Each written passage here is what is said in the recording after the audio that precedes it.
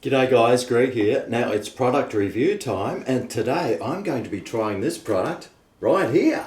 It's the McCain Veal Cordon Bleu with farm-picked vegetables. Now the photo on the front looks really good, and this weighs 320 grams. Now this will set you back about $7.50 in the supermarket, unless you pick it up on special, of course. Now it's a veal cordon bleu, so I'm wondering how much veal's in it, and well, how much bleu is in it, for that matter. Well, let's find out.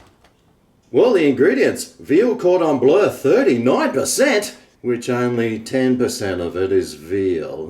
Ugh. It's 4% cheese, 4% crumb, 2.8% ham, and scallop potatoes is 30%. Although it does say vegetables 47% down the bottom. Now, if it tastes any good, the energy is 2090 kilojoules, which means you could have like 4 of these in a day and still have a body like the old Greggo. And it is pretty high in protein there, and fat as well. Yum-o. And the carbs is up there as well, with sodium. Who cares? Probably going to add extra sodium to it anyway, just to satisfy your needs. Well, anyway, how about we crack it open and see what it looks like out of the box. But first of all, let's do some weight verification. Ooh, rightio. It was 392 grams. It says 320 there, less the packaging. It could be more than what you expected. Right.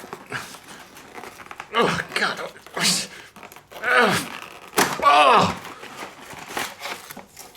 Oh, wow.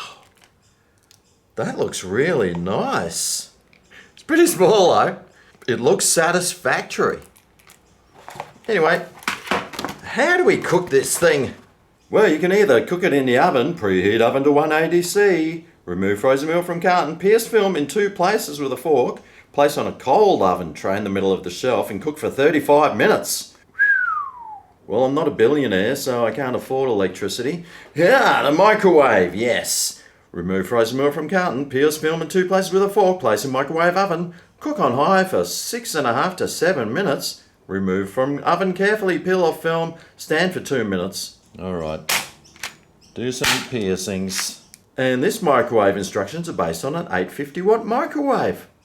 Well.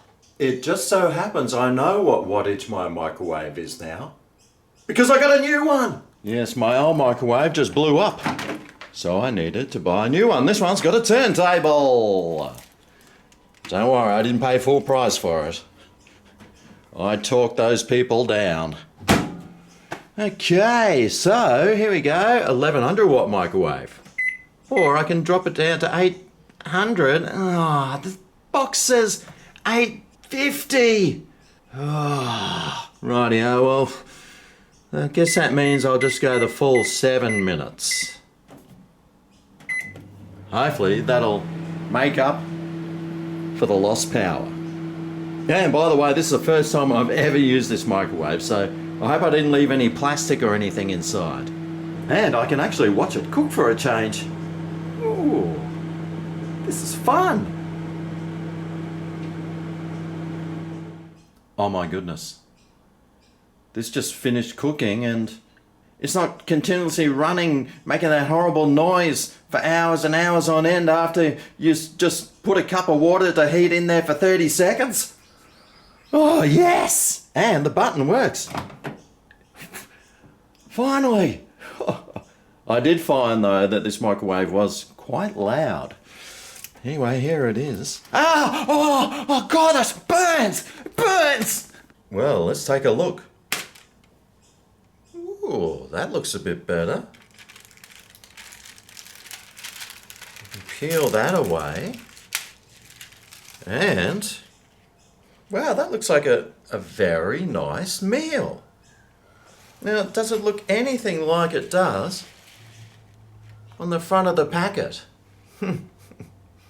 Well, it might when I cut this thing in half here. So I got my fork and knife. Let's do a bit of cutting.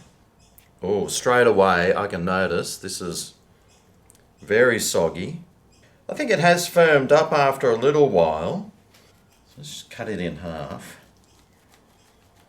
so we can get a nice cross section. Okay, well, it's pretty tough to cut. It's quite rubbery. Oh. Oh. Gee. Well, there it is there. You can see the veal. There's the ham, and there's definitely some cheese in there too. Underneath's a little bit soggy. It's got a bit of the potato sauce on there. And these potatoes, well, there's quite a few hidden underneath these other vegetables too. They actually look pretty good. Well, how about I start off with some of these potatoes, because that sauce looks nice and creamy and quite tasty.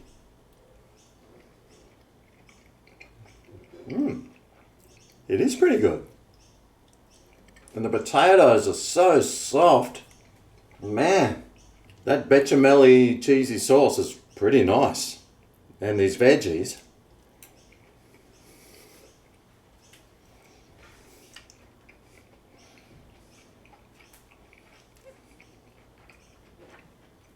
Tastes like beans and carrots, except with less flavour.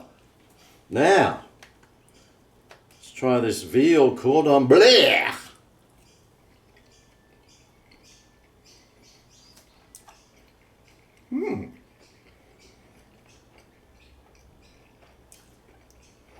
It's actually pretty salty.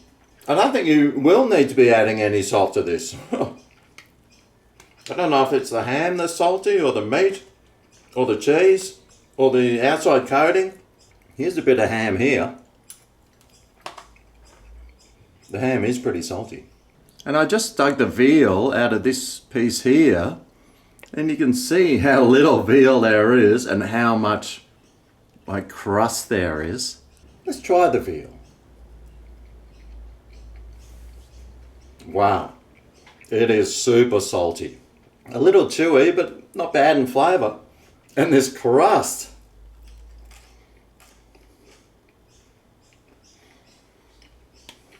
Wow, man. Super chewy. Salty. Hard to swallow. But it still tastes alright. I probably should have known that when I was cutting it the first time with a steak knife, I couldn't even cut all the way through. That was a pretty good indication. It was going to be chewy or hard or something. Turns out it was very chewy, but it's still enjoyable enough. The potatoes, well, they're really nice and creamy, soft and delicious. They tasted good. The veggies, well, how good can veggies taste? Let's face it. Unless they got some sort of sauce on them, which this didn't. But I could have mixed it in with this sauce or this one, and then I might have. And this veal inside, well, it's super salty, super chewy. It tastes good enough though. It's not bad, but the saltiness of it, unless you're really into lots of salt, I get a feeling you might find this a little bit too over the top. Even for someone like you. The outside of this cordon bleu will definitely give your jaw a workout. It is super chewy and can be a little bit rough and tough. Beware if you've got fragile teeth. The best part of this meal was the scallop potatoes. They were soft and creamy and quite delicious. $7.50 is pretty expensive considering there's not much food there and, well, the flavour's alright. Would I get it again though? Well, if I went to the doctor and he said, Greg, you need to eat about 6 tons of salt to get your salt levels up so it makes you even unhealthier than you are, then I might get it. Otherwise, it's tasty, but I'd probably leave it off my shopping list. It's just too salty. It's not big enough. Although I do kind of like that it's chewy and salty. But besides that, the doctor didn't order me yet to eat too much salt, so I'd probably give it a pass. But it might be something you like. But this video is just to guide you to whether or not you might want to try, buy or avoid this. What do you think you're going to do? Let me know down below. Thanks for watching, and I'll see you next time I ate a frozen dinner. See you then. Oh yeah, this is Greg's Kitchen, where the reviews are being